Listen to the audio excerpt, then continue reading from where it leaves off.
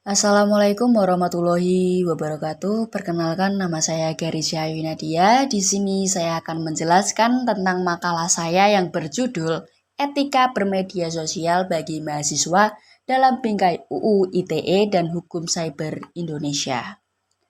Di sini saya akan menjelaskan terlebih dahulu mengenai pendahuluan di latar belakang. Nah, di latar belakang ini saya secara rincinya saya menjelaskan seperti mahasiswa sangat sering memakai media sosial seperti Instagram, X, TikTok, WhatsApp, dan lain sebagainya. Tapi banyak yang belum paham etika dan hukum digital, sehingga muncul masalah seperti hoax, ujaran kebencian, cyberbullying, dan pelanggaran privasi. Nah, rumusan masalah di makalah ini menjawab apa itu etika bermedia sosial bagi mahasiswa dan aturan apa saja di UU ITE dan hukum cyber yang mengatur media sosial. Dan juga bagaimana penerapannya dan apa dampak jika dilanggar.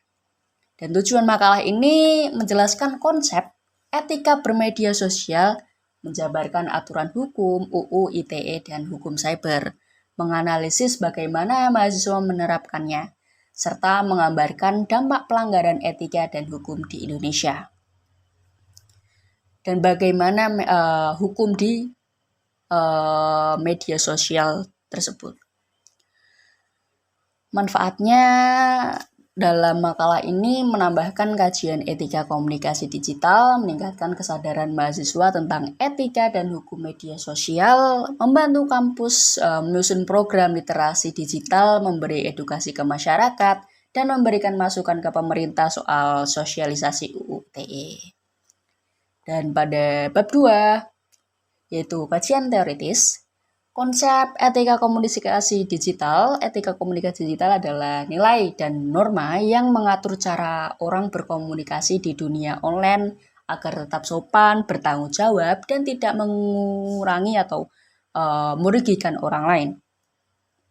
Prinsipnya antara lain, informasi harus akurat, seimbang, maupun koreksi kalau salah, responsif terhadap kritik, dan berani bertanggung jawab atas konten yang dibagikan. Etika bermedia sosial bagi mahasiswa yaitu menghindari kata-kata kasar, provokatif, pornografi, dan sara. Tidak menyebarkan hoax, mempertimbangkan dampak setiap unggahan, tidak membagikan data pribadi orang lain tanpa izin, dan tidak melakukan perundungan atau pelecehan.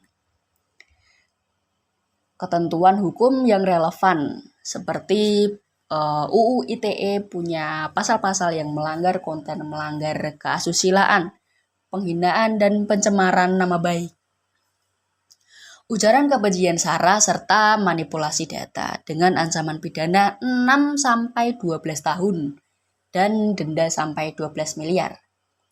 Dan di hukum cyber, UU PDP melindungi data pribadi, penggunaan internet sehingga membagaikan data pribadi orang lain tanpa izin di media sosial bisa kena sanksi administratif dan pidana. Penjara sampai 5 tahun dan denda sampai 5 miliar. Terus teori tanggung jawab sosial media. Nah, di sini menjelaskan tentang penggunaan media sosial punya tanggung jawab moral untuk memakai media secara bijak, menyadari dampak positifan, penyebaran informasi yang benar, menghormati perbedaan, terus melindungi privasi, dan ikut membangun ruang digital yang sehat. Pada bab 3, kita menjelaskan tentang praktik etika di kalangan mahasiswa.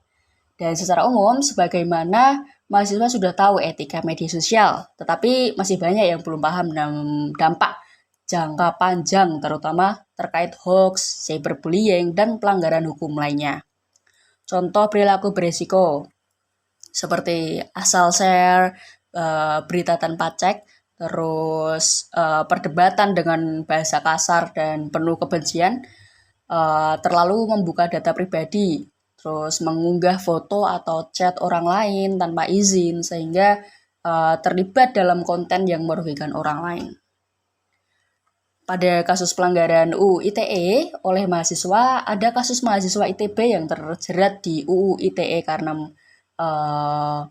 memposting atau membuat meme yang dinilai melanggar keasusilaan, dan kasus mahasiswa Undip yang membuat konten deepfake sehingga dijerat UU pornografi dan UU ITE dengan ancaman pidana yang sangat berat. Etika bermedia sosial sesuai kerangka hukum yang sudah ditentukan, mahasiswa dianjurkan untuk berpikir dulu sebelum memposting apakah benar, menyinggung, melanggar privasi, dan sesuai etika atau hukum. Mengecek kembali kebenaran informasi, menghormati privasi, memakai bahasa yang sopan, dan membangun jejak digital positif yang bermanfaat bagi masa depan. Setelah itu adalah bagian bab terakhir, yaitu bab 5 atau penutup. Kesimpulan pada makalah yang saya buat ini yaitu bagaimana etika bermedia sosial dalam bingkai UU ITE dan hukum cyber bukan untuk membatasi kebebasan tetapi untuk mengarahkan agar kebebasan berekspresi atau yang bisa kita bilang seperti dipakai secara bertanggung jawab dan tidak merugikan orang lain dengan memahami etika digital dan aturan hukum. Mahasiswa bisa memanfaatkan media sosial untuk belajar, mengembangkan diri dan berkontribusi positif tanpa takut terkena masalah hukum. Nah, saran di sini yaitu biasakan think before you post. Kita harus berpikir dulu sebelum kita mengepost sesuatu, kayak membagikan sesuatu di media sosial itu kita harus berpikir dahulu, yaitu pelajari UU ITE dan hukum cyber. Serba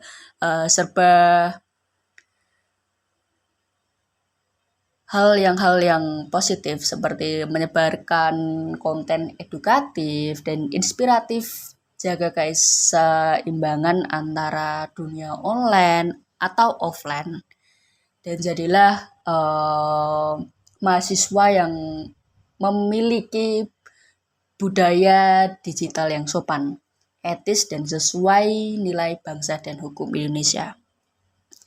Mungkin itu saja yang bisa saya jelaskan di makalah ini. Jika ingin mengetahui lebih dalam bisa dibaca-baca lebih rinci lagi. Itu tadi adalah penjelasan yang lebih rinci dari makalah yang saya buat ini. Terima kasih. Assalamualaikum warahmatullahi wabarakatuh.